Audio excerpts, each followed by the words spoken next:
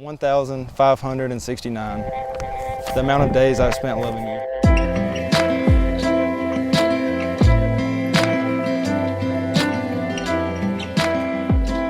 When I have been in dark places and wanted to give up or turn away, you were there to support, love, and guide me. I will always be grateful to you for the unconditional way that you love me. Not one of those days above has gone by that I haven't thanked God for placing you in my life and allowing me to find love in such a beautiful person and soul.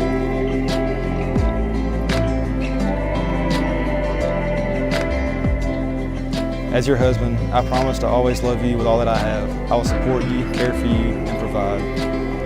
I will dry your tears and lend a shoulder to cry on in the hard times and be your #1 fan and cheerleader in the good times. I'll be slow to anger, show understanding and humility when I know I'm wrong.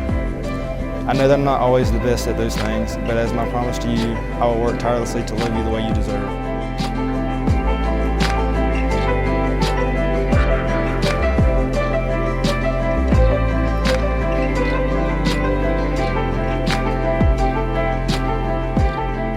My groom, where do I begin?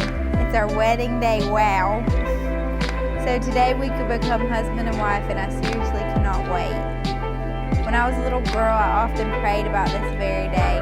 I would pray my future husband would love God and love me.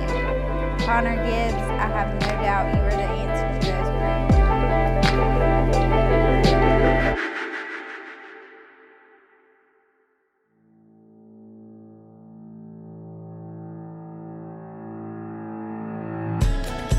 You get a clear picture that opposites do attract, and just hearing their story of how they met in the gym, it was really funny to me. Me and Anna Beth met. I actually had a girl in my class that was her roommate for a summer. He said he always saw me at the gym, kind of asked her about me.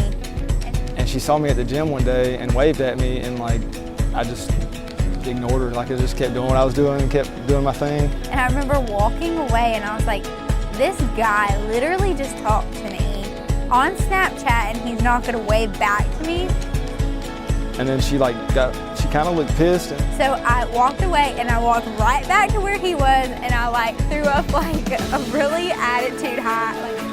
And then later that night, I sent her a message on Instagram, and then went and hung out with her that night. And then that's the way it went.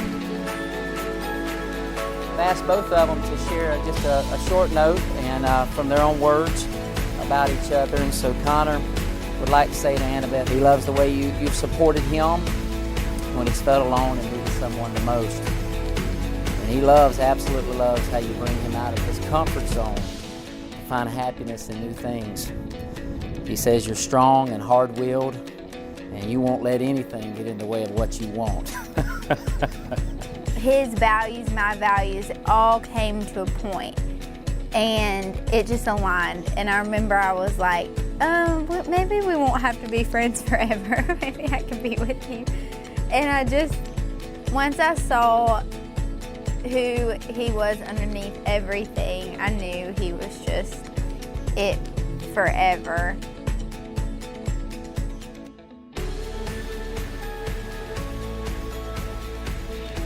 And Anna Beth would like for you to know, Connor, that she says you're respectful and respectable. It makes me feel fully adored every day. Never for show, but always at a deep level.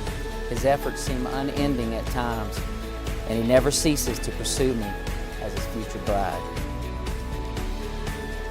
I remember a month in to actually dating, he literally told me he was gonna marry me, and I was like, oh my gosh. But I kind of knew it too.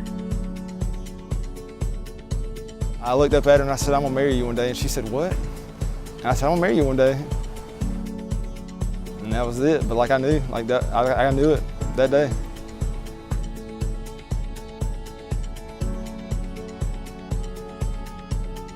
I used to be the kind of person to just bottle things up and not really have to talk about them.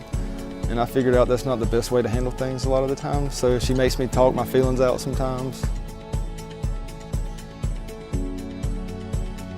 One of my favorite things about Connor is his steadiness. And I am emotional based, all over the place, and he is just calm.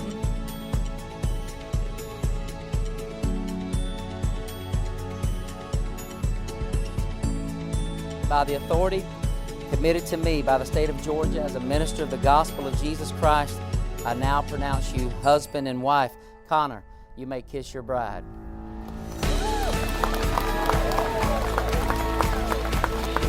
She's just one of the most loving people. Like, I'm the kind of person, if I don't know you, I'm not going to talk to you. And Anna Beth's the kind of person that, like, she's in your face, like, she wants to meet you. Like, she wants to know who you are. She wants to, like, know what you're about. And, like, it doesn't matter who the person is. Like, and I tell her all the time, because we don't live in the best city, so I'm like, you know, you got to be you're a little naive. Like, you gotta judge people a little harder around here. And, like, she just doesn't like to do it. Like, she's a people person, so, I mean, she'll love anybody that's willing to, like, take it, you know.